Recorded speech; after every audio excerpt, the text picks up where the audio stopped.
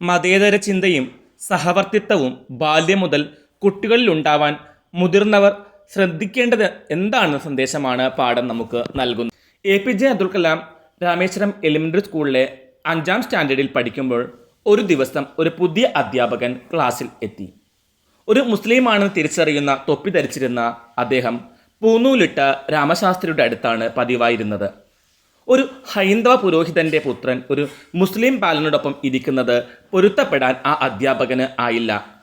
അദ്ദേഹം മനസ്സിലാക്കിയിരുന്ന സാമൂഹ്യ ക്രമം അനുസരിച്ച് എന്നോട് എഴുന്നേറ്റ് പോയി പിൻനിരയിൽ ഇരിക്കാൻ ആവശ്യപ്പെടുന്നു.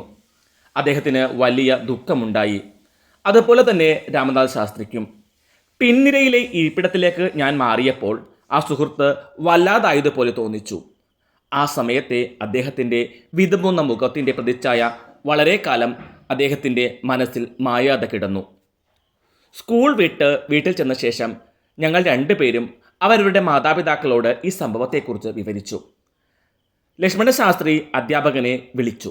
എന്നിട്ട് ഞങ്ങളുടെ സാന്നിധ്യത്തിൽ തന്നെ നിഷ്കളങ്കരായ കുട്ടികളുടെ മനസ്സിൽ സാമൂഹിക അസമത്വത്തിൻ്റെയും അസഹിഷ്ണുതയുടെയും വിഷം പരത്തരുതെന്ന് പറയുകയുണ്ടായി.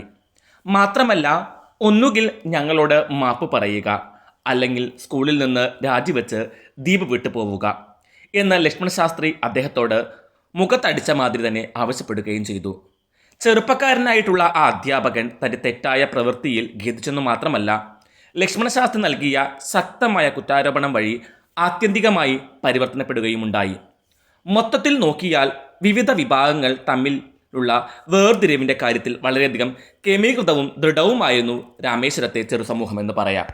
കലാമിൻ്റെയും രാമശാസ്ത്രികളുടെയും രക്ഷിതാക്കളുടെ പുരോഗമന ചിന്താഗതി തികച്ചും മാതൃകാപരമായിരുന്നു.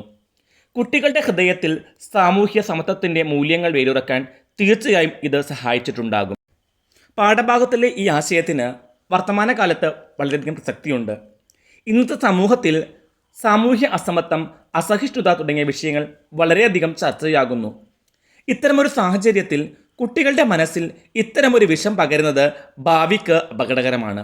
ബാല്യത്തിൽ തന്നെ വിവേചനബോധം വളർത്തുന്നത് അവരുടെ വളർച്ചയെ നശിപ്പിക്കാനിടയാകുന്നു. ഇന്നത്തെ സാമൂഹ്യ മാധ്യമങ്ങൾ, രാഷ്ട്രീയ പ്രചാരണങ്ങൾ തുടങ്ങിയവയും ഈ പ്രശ്നം കൂടുതൽ രൂക്ഷമാക്കുന്നുണ്ട്. അതിനാൽ തന്നെ കുട്ടികളിൽ സഹവാസബോധവും മാനവികതയും വളർത്താൻ നമ്മൾ ഉത്തരവാദികളാണ്. നിഷ്കളങ്കരായ കുട്ടികളുടെ മനസ്സിൽ വിഷം പകരരുത് എന്ന സന്ദേശം ഇന്നും ഏറെ പ്രസക്തമാണ്.